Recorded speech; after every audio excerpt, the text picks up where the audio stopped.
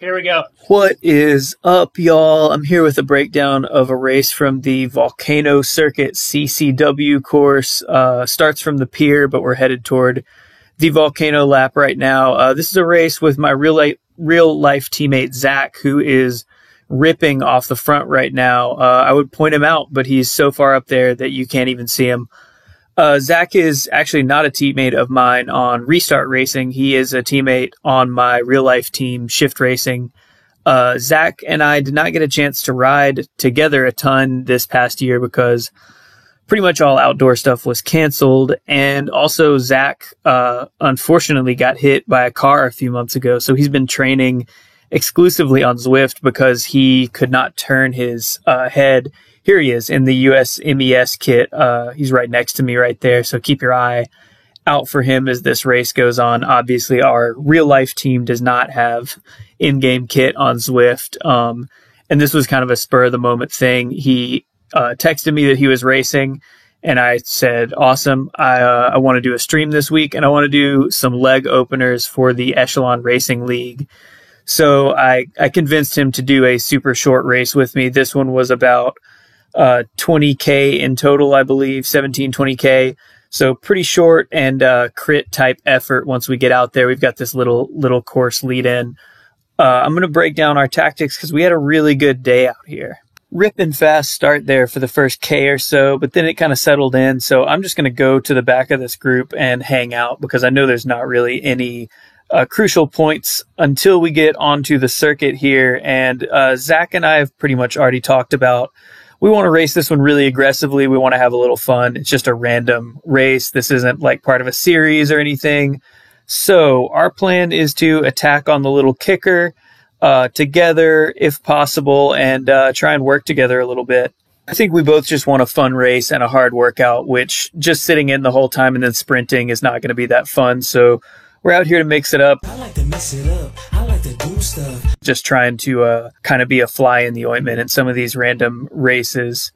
So we're coming up to a point here where on our Discord chat, I'm going to ask him what's going on. I'll let myself take it away here.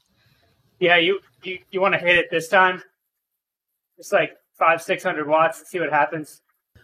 So this is a short lap around the volcano. We're doing 3 of these laps, and the only real undulation on it is this one little kicker that's coming up. Our plan is to hit that ramp pretty hard every time and then settle into a pace around FTP, see who comes with us. Yeah, let's both give it a go. So this time we're both going to go together. We're going to try and get together off the front. And, you know, we're probably not going to roll this breakaway the whole time, but it's going to be better than just sitting in the whole race. So here we are on the little, I guess it gets up to 5% here briefly. Yeah, and Zach's ripping it. I'm ripping it. This is exactly to plan what we laid out in the Discord, 500 or 600 watts, get away and then settle in. And this is more about ones and twos off the back than it is us staying off the front. But again, we're just trying to animate things and have some fun out there. Here I am talking to Zach on Discord again. We got a good gap. Let's settle in around 4 or 5. I say that as I'm just barely catching the draft there. You can see the close the gap icon coming up, which means I'm just barely in the draft. I have covered that with the restart triangles because it sort of annoys me when it pops up and goes away constantly. But it is a good indicator, especially when you're on the Tron bike. That's one of those like weird Zwift things is your avatar gets up on the hoods of the bike, up on top of the brake levers when you are drafting and gets down in the drops when you are not drafting. And that's on your own screen unless you're on the Tron bike, which does not have hoods and drops. It's just got the early 2000s bullhorns a la fixed gears, which is where I come from. So I'm right at home on the Tron bike, but it is nice to have some indication of when you're drafting or not, because as I'm rolling up to Zach's wheel there, I knew I could kind of back off the power just slightly. He goes down to 3 there, so I'm going to kick it up to 5 watts per kilo, try to keep us rolling and not just hand this gap back to the chasers. We've stayed off the front for a pretty decent little amount of time here, more than I thought we would. A lot of times these attacks get shut down immediately, and they're back on. Good move here, Zach. Nice. This is the other nice thing about being the main aggressors of the race. We're kind of in control, and no significant attacks go because the people who are willing to go hard went hard to chase us. So that's kind of the move here. Let's keep them on their toes. Maybe I'll attack, you don't follow this time, and then vice versa next time. So that's the plan, but here's a little more clarity. Don't chase me back, but stick anybody who tries to go across. That reminds me of a recent race analysis video from NorCal Cycling, who, if you're not following him, go check that out on YouTube if you like the kind of analysis I'm doing here. He's even more in-depth, and he's doing it for real-life races, crits mostly. But he was breaking down some footage recently, and it kept coming up. Don't chase your teammate.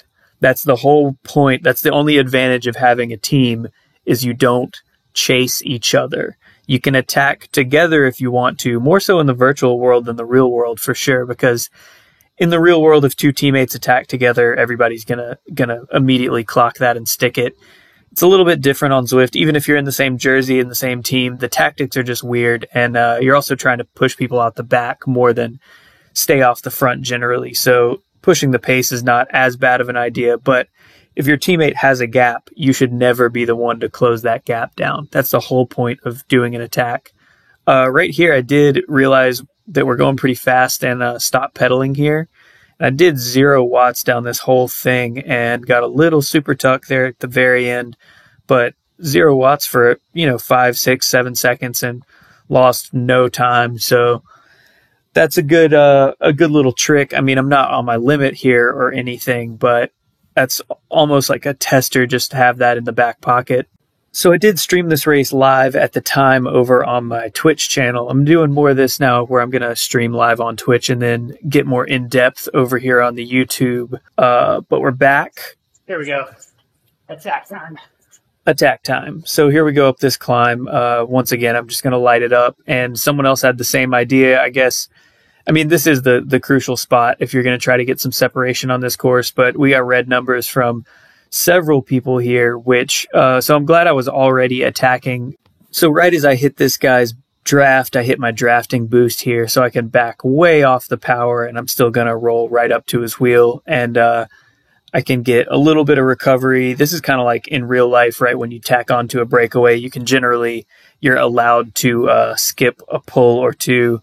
Here's Zach up here with us. Honestly, if I had my druthers, I would have had Zach back in that second group we just looked at and had him just sit there and wait. But the thing about racing as a team is you have to be willing for yourself to lose the race for your teammate to win the race. That's the only way that racing as a team really has a significant advantage over individual riders. And, if Zach can trust that I had made this group, he could sit at the back of the second group and be doing even significantly less than he is up here, and just know that, I'm the man in this group, and then he's going to be super fresh when it comes back together. But he's here with me, so we're going to roll this, and we're still single file, so we're going pretty hard and hoping that people are going to fall off the back or, some attrition. For a second here, I was hoping maybe we had split it down to just the 6 or 7 on screen there, but a couple more guys do come back on. But I think it's good that we're putting pressure on people and making them work, especially as short of a race as this is. So we're Grupo Compacto again, back together, and there's been a little bit of attrition. I think the group is a little bit smaller, dropped a couple people off, down to 8 it looks like, and just glancing back there to see who's going to make it. And somebody launches a little attack right here, a little solo attack as I'm talking to Zach. Gets some daylight, and Zach goes to the front and starts chasing. Don't chase him yet. Make other people do it right here, and then jump on the uphill. So I say that to Zach for a couple of reasons, and the first of which is we're about to go into a downhill, and if you're the one doing the hard work on a downhill, you're actually doing like proportionally more than everyone behind you. If you watch me do a little effort to get in the draft and then hit the super tuck here, so it's a lot easier to save watts in the draft the faster the group is going.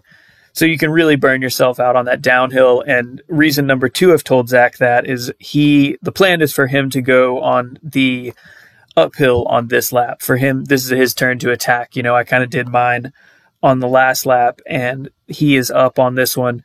So honestly, if this guy is going to stay away, the best thing that can happen here is Zach solos across to him. But this guy looks like he wants to go a little early. This is a good heads-up move from Zach. He sees this other guy jump, and he gets right on the wheel. When you see someone else going across to a breakaway like that, that is a good time to jump on their wheel and get a, quote-unquote free ride. It's not a free ride because you got to snap pretty hard to get on that wheel as it goes away, but you're going to get a much easier ride across this big gap than you would if you were going solo. I start to get a little worried because those guys they move through that lap traffic group, which I don't want to catch a sticky draft there. And then I know if I'm going to go across, this is probably the place to do it if I want to go and not necessarily take anyone with me. So I could have committed there and let Zach. This is where I should have taken my own advice. I should have let Zach just be the man up here in this breakaway. But now that I am with these two guys, I'm kind of content to back off the power here a little bit. Yeah, look back and realize that's the front of the group, and I don't want to drag all of these guys up to Zach. So assessing the situation here, I'm like, okay, I'm going to back off the throttle and let Zach go a little bit and make everyone else work. Again, you don't want to chase your teammate. You can go across to a breakaway with your teammate in it, but you don't want to drag anyone there if you do, and it's always a gamble that you're going to drag people up there. So once I realized that was what was happening, I'm going to back off and make some other people work, make it come back together. And here we are, last lap, back together. After a pretty tough lap, things kind of settle down a little bit. I take some time to talk to the people in my live stream. Again, go check out my Twitch channel if you want to see more of these live or watch these full races. They're up for 2 weeks after they happen, I believe, is how Twitch does it. But Zach and I formulate a little bit of a plan here. Plan here is my teammate Zach, real life teammate Zach, not Restart virtual teammate, is going to go a little early. I'm going to stick whoever chases him. And then I'll sprint from there.